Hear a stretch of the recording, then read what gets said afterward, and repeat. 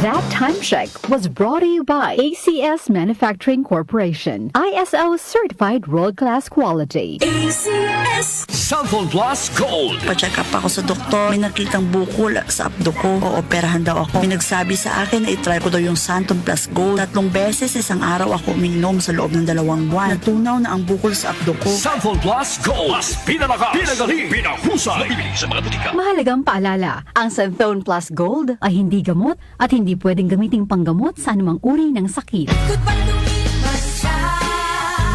Hello bright bar blue. Isang labanan yan. Bright bar blue. Pride Bar Blue with powerful stain-away enzymes. Malupit magtanggal ng dumit mancha pero di masakit sa kamay. Goodbye lumipas siya. Hello bright bar blue.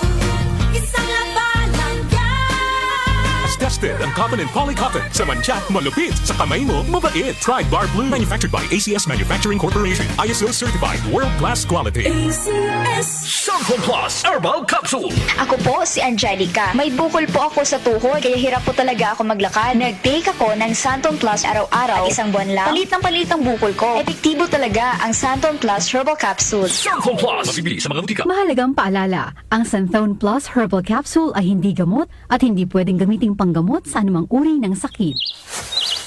Kapag nagkakaedad na, mas importante ang proper lifestyle. Jogging tayo pa! Sige na! Maliwanag ang benepisyo ng tamang pagkain at ehersisyo. Isama pa ang pag-inom ng Optin. May nutrients ng lutein, vitamin C, E at zinc. Parte na ng aking daily regimen. Ganda talaga ng view dito pa. Kitang-kita. Mahalagang paalala, ang Optin ay hindi gamot at hindi dapat gamitin panggamot sa anumang uri ng sakit. Labanan ang maagang panlalabo ng paningin sa tulong ng Optin. Kitang-kita ang kalusugan. Mabibili sa mga leading drugstores nationwide. Araw-araw may balita.